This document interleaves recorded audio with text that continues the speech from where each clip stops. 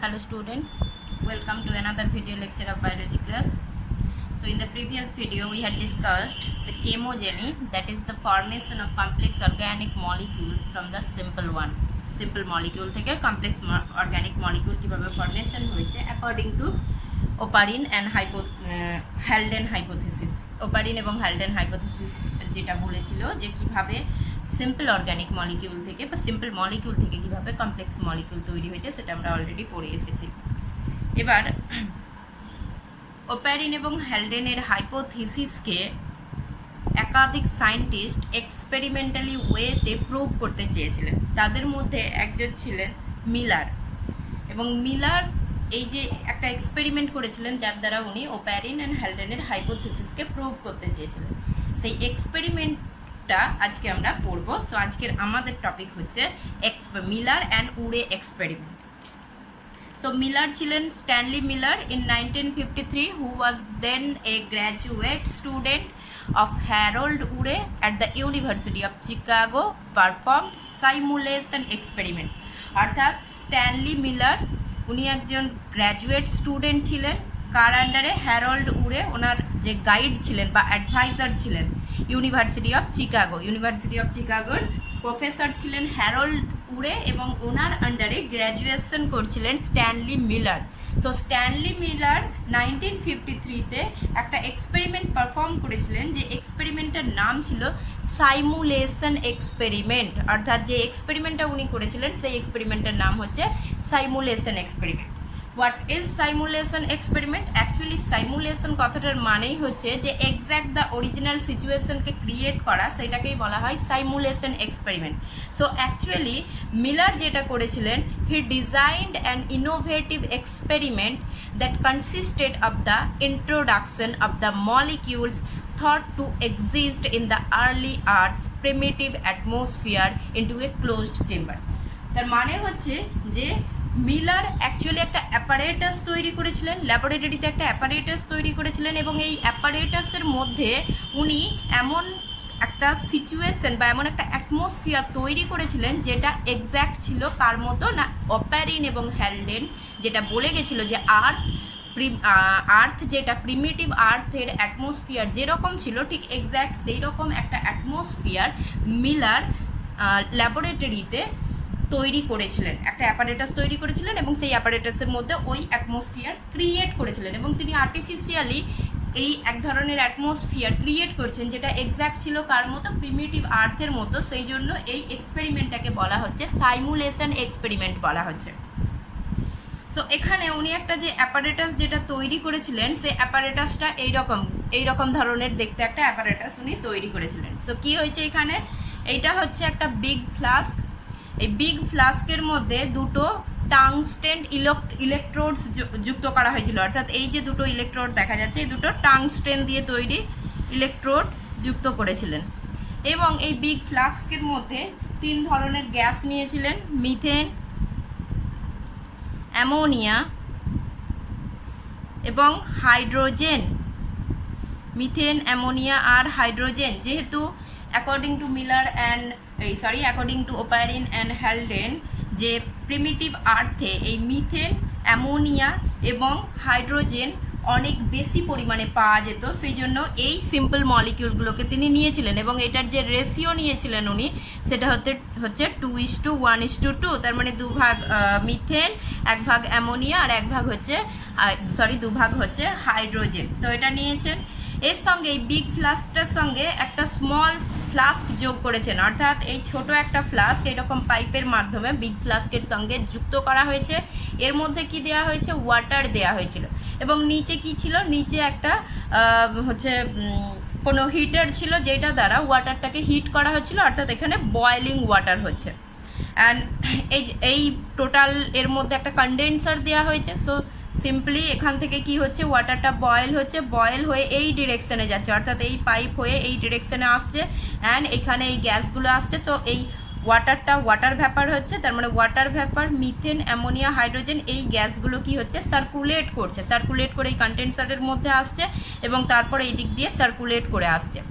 আর electrodes, tungsten electrodes দিয়ে উনি এখান দিয়ে ইলেকট্রিক ডিসচার্জ করছিলেন, টেম্পারেচার হাই করা হয়েছে, ইলেকট্রিক ডিসচার্জ করছিলেন। কেননা ওপারিন এবং হ্যালডেন যেটা বলেছিলেন যে এখানে সিম্পল মলিকিউলগুলো যখন নিজেদের মধ্যে ইন্টারঅ্যাক্ট করছে, যখন নিজেদের মধ্যে রিয়্যাক্ট করছে, সেই রিয়াকশনের জন্য এনার্জি সোর্স হিসাবে প্রিমিটিভ আর্থে কী ছিল না, সেখানে লাইটনিং বা কোনো কসমিক রেজ বা ইউভি রেজ, টেম্পারেচার, এইগুলো এনার্জি সোর্স হিসাবে কাজ করেছিল। সো সেই জন্য এনার্জি সোর্স দেওয়ার জন্য এখানে ইলেকট্রোডস দেওয়া হয়েছে এবং এই ইলেকট্রোডসের মধ্য দিয়ে ইলেকট্রিক ডিসচার্জ করছিলেন এবং টেম্পারেচারও হাই করা হয়েছিল। এবং তারপর এই টোটাল জিনিসটাকে সার্কুলেট করেছেন প্রায় প্রথমে এক সপ্তাহ ধরে সার্কুলেট করেছেন, তারপর আলটিমেটলি 18 ডেজ ধরে সার্কুলেট করেছেন। এবং 18 ডেজ পর যখন টেম্পারেচার কমিয়ে এবং এই ইলেকট্রিক ডিসচার্জ আর না দিয়ে যখন দেখা যাচ্ছে, তখন দেখা যাচ্ছে এই জায়গায় কিছু রেড কালার কিছু সাবস্টেন্স উনি পাচ্ছেন। এবং এই রেড কালার যে সাবস্টেন্সটা, এই রেড কালার সাবস্টেন্সের কেমিক্যাল অ্যানালাইসিস করে এখানে উনি অ্যামাইনো অ্যাসিড, কিছু অর্গ্যানিক অ্যাসিড, কিছু সুগার, এই সমস্ত জিনিসগুলো উনি পেয়েছিলেন। তো কীভাবে এক্সপেরিমেন্টটা হচ্ছে সেটা আমরা একটু দেখি।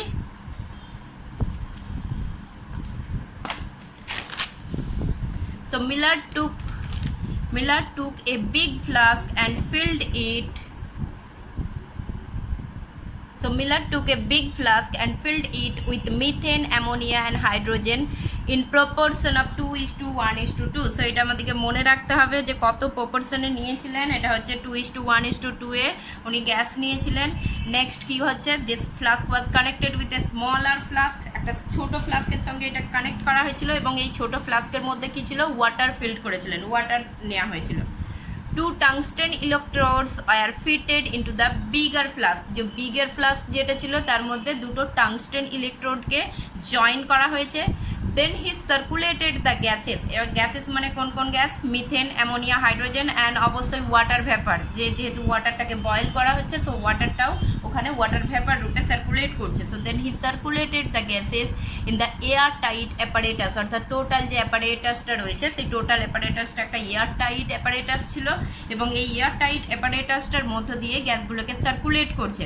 And past electric discharge of 60,000 volts, অর্থাৎ এই যে টাংস্টেন ইলেকট্রোডস যেটা জয়েন করা হয়েছে সেখান থেকে প্রায় 60,000 ভোল্টের কারেন্ট দেওয়া হচ্ছিল বা ডিসচার্জ করা হচ্ছিল এবং টেম্পারেচার রাখা হয়েছিল 800 ডিগ্রি সেলসিয়াস। যেহেতু প্রিমিটিভ আর্থে টেম্পারেচার হাই ছিল সেই জন্য 800 ডিগ্রি, ওই অ্যাপারেটাসের টেম্পারেচারটা 800 ডিগ্রি সেলসিয়াস করা হয়েছিল। সো ফার্স্ট উনি 7 ডেজ ধরে এই টোটাল এক্সপেরিমেন্টটা কন্ডাক্ট করে গেছেন, অর্থাৎ 7 ডেজ ধরে উনি এইরকম ধরনের ইলেকট্রিক ডিসচার্জ এবং টেম্পারেচারের মাধ্যমে গ্যাসগুলোকে সার্কুলেট করেছেন, টোটাল অ্যাপারেটাসের মধ্যে গ্যাসগুলোকে সার্কুলেট করেছেন।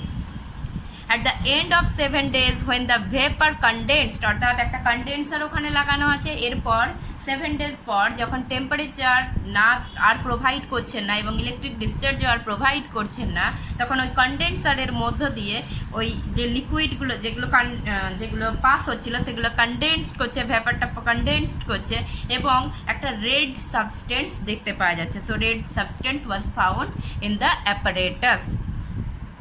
By analysing the chemical composition of the liquid, এই যে রেড সাবস্টেন্সটা পাওয়া যাচ্ছিল এইটার এরপর ওইটাকে উনি কালেক্ট করছেন, কালেক্ট করে এই লিকুইডটার কেমিক্যাল কম্পোজিশনটাকে উনি অ্যানালাইজ করেছেন এবং অ্যানালাইজ করে দেখা যাচ্ছে যে এই কেমিক্যাল কম্পাউন্ডস অ্যাকচুয়ালি এর মধ্যে large number of simple organic molecules present রয়েছে। এবং এই সিম্পল অর্গ্যানিক মলিকিউলসের মধ্যে কী ছিল, অ্যাকচুয়ালি অ্যামাইনো অ্যাসিড ছিল। 20 টাইপসের অ্যামাইনো অ্যাসিড উনি পেয়েছিলেন এবং এই 20 টাইপসের অ্যামাইনো অ্যাসিডের মধ্যে মোস্টলি যেগুলো ছিল সেটা হচ্ছে অ্যালানিন, গ্লাইসিন, অ্যাসপার্টিক অ্যাসিড, এইগুলো বেশি পরিমাণে পাওয়া গেছিলো। এবং not only alanine, glycine, aspartic acid not only amino acid, এখানে আদার্স যে সাবস্টেন্সগুলো উনি পেয়েছিলেন তার মধ্যে ছিল ইউরিয়া, কিছু অর্গ্যানিক অ্যাসিড। সো অর্গ্যানিক অ্যাসিডের মধ্যে mainly lactic acid, succinic acid, এগুলো পেয়েছিলেন। এছাড়া হাইড্রোজেন সায়ানাইড পেয়েছেন। সো এই সময় এবং কিছু ফ্যাটি অ্যাসিডও উনি পেয়েছিলেন।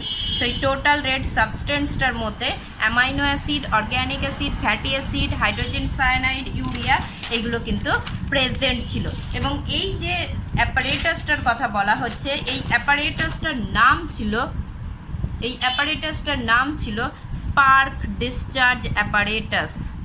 স্পার্ক ডিসচার্জ অ্যাপারেটাস, যেহেতু এখানে ইলেকট্রোডস দিয়ে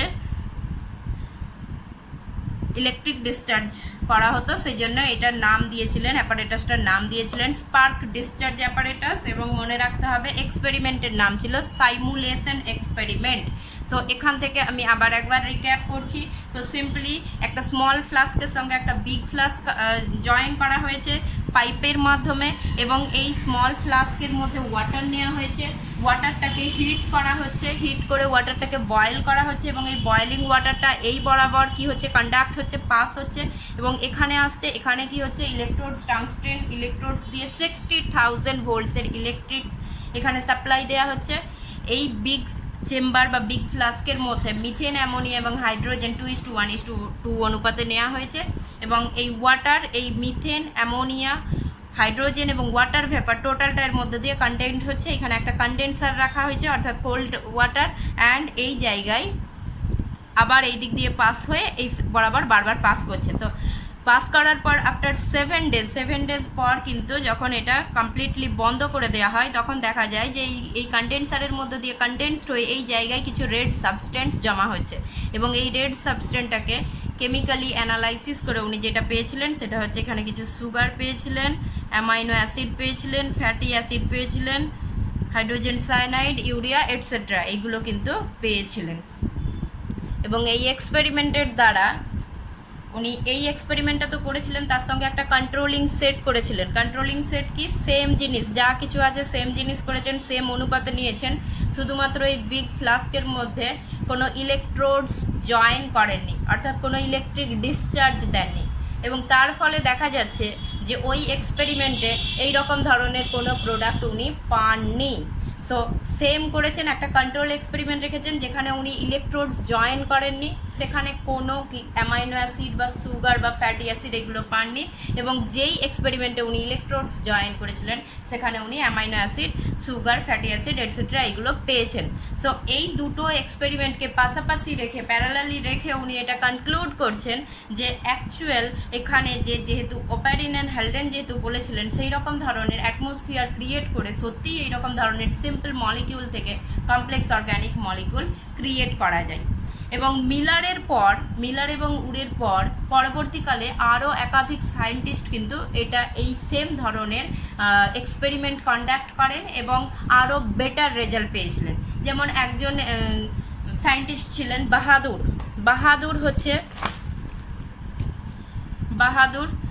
বাহাদুর যেটা করেছিলেন, উনি ফেরিক ক্লোরাইড নিয়েছিলেন,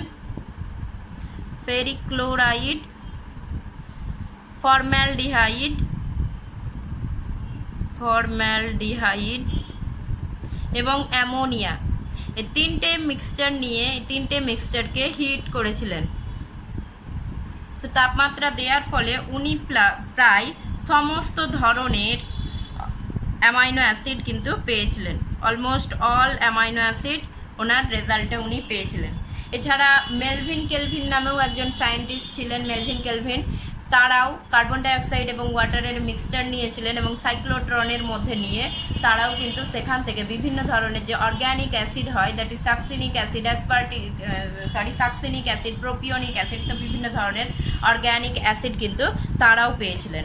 সো এই সমস্ত যে এক্সপেরিমেন্টগুলো আছে, এই সমস্ত এক্সপেরিমেন্ট দ্বারা সত্যিকারেরই এটা এস্টাবলিশড হয়ে যায় যে সত্যিই সিম্পল মলিকিউল থেকে কমপ্লেক্স মলিকিউল তৈরি করা যেতে পারে। সো এখানে this experiment established that the conditions that existed in the earths primitive atmosphere were sufficient to produce simple organic molecule, অর্থাৎ আর্থের যে অ্যাটমসফিয়ার ছিল সেই আর্থের অ্যাটমসফিয়ারটা সাফিসিয়েন্ট ছিল simple organic molecules like amino acid, organic acid, এই সমস্ত জিনিসগুলো তৈরি করার জন্য আর্থের অ্যাটমসফিয়ারটা কিন্তু সাফিসিয়েন্ট ছিল। এরপর অ্যানাদার একটা সায়েন্টিস্ট সিডনি ফক্স আর একটা এক্সপেরিমেন্ট পারফর্ম করেন যেখান থেকে উনি সিম্পল অর্গ্যানিক মলিকিউল থেকে কমপ্লেক্স অর্গ্যানিক মলিকিউল তৈরি করে দেখান। সো সেই এক্সপেরিমেন্টটা হচ্ছে Sydney Fox experiment. Sydney Fox university of Miami, অর্থাৎ মিয়ামি ইউনিভার্সিটির একজন প্রফেসর, তিনি যেটা করেছিলেন, তিনি 18 ধরনের অ্যামাইনো অ্যাসিডের ড্রাই মিক্সচার নিয়েছিলেন, অর্থাৎ শুষ্ক একটা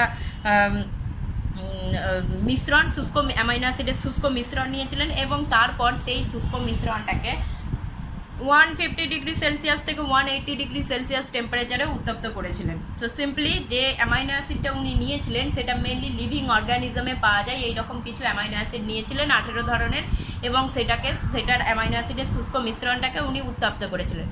উত্তপ্ত করার পর তিনি যেটা দেখতে পাচ্ছেন সেটা হচ্ছে যে এর ফলে তিনি প্রোটিনের গঠন বিশিষ্ট বা ছোট ছোট যে পেপটাইড হয় সেই পেপটাইডের গঠন বিশিষ্ট এক ধরনের পদার্থ পান, এবং যেটার মলিকিউলার ওয়েট বা আণবিক ওজন ছিল 4000 থেকে 10,000 ডাল্টন। অর্থাৎ এই amino অ্যাসিডগুলোকে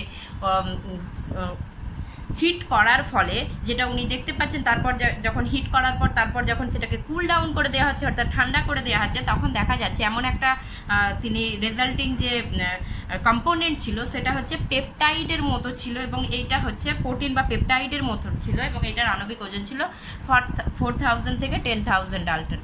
He called these peptides as proteinoids or thermal protein, অর্থাৎ এই যে সাবস্টেন্সটা তৈরি হয়েছিল এটার নাম উনি দিয়েছিলেন প্রোটিনয়েডস। যেহেতু প্রোটিন লাইক ছিল সেই জন্য এটার নাম দিয়েছিলেন প্রোটিনয়েডস, এবং যেহেতু হিট করে পাওয়া গেছে তাই এটার নাম উনি দিয়েছিলেন থার্মাল প্রোটিন। সো প্রোটিনয়েডস আর thermal protein.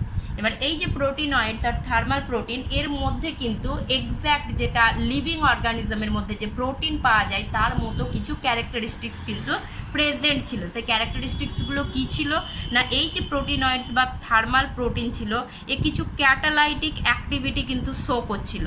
So catalytic activity show করছিল, অ্যাজ ওয়েল অ্যাজ এই প্রোটিন বা থার্মাল প্রোটিনটা প্রোটিয়েজ এনজাইম দ্বারা ডাইজেস্ট করা যাচ্ছিল। সো প্রোটিয়েজ এনজাইম দ্বারা এটাকে ডাইজেস্টও করা যাচ্ছিল। সো অ্যাকচুয়ালি বায়োলজিক্যাল প্রোটিন যেটা হয় সে বায়োলজিক্যাল প্রোটিনকে প্রোটিন দ্বারা ডাইজেস্ট করা যায়, প্রোটিয়েজ দ্বারা ডাইজেস্ট করা যায়, এখানেও সেম ক্যারেক্টারিস্টিক্স শো করছিল। সো আগেন সিডনি ফক্সের এক্সপেরিমেন্ট কিন্তু এখানে প্রুভ করছে যে সিম্পল অর্গ্যানিক মলিকিউল থেকেও কমপ্লেক্স অর্গ্যানিক মলিকিউল ফর্মেশন হয়।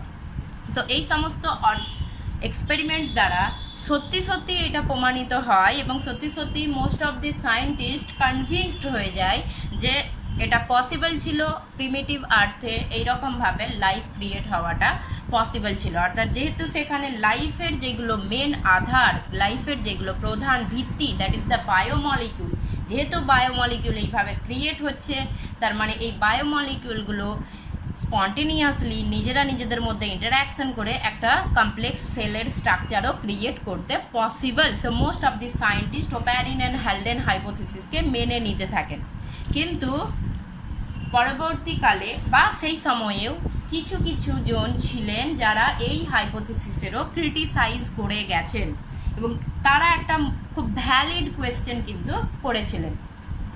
এবং সেই রকমই একটা কোয়েশ্চেন যদি আমি এখন করি, সেটা হচ্ছে যে যদি ধরা যায় যে আমাদের হাতে একটা মোবাইল ফোন রয়েছে, সো এই মোবাইল ফোনটাকে ভেঙে টুকরো টুকরো করে দেওয়া হলো, এবং তারপরে এই মোবাইল ফোনের এই ভাঙা টুকরোগুলো পাশাপাশি রেখে দেওয়া হলো, তাহলে সেখানে কি চান্স থাকবে যে এই প্রত্যেকটা ভাঙা টুকরো নিজেদের মধ্যে নিজে নিজে জয়েন লেগে যাবে এবং জয়েন হয়ে একটা কমপ্লিট মোবাইল তৈরি করতে পারবে?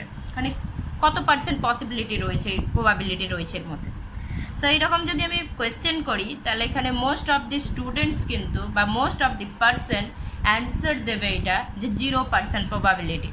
অর্থাৎ মোবাইলের ভাঙা টুকরোগুলো কিন্তু নিজেদের মধ্যে জয়েন হতে পারবে না যতক্ষণ না সেখানে জয়েন করার জন্য কেউ থাকে।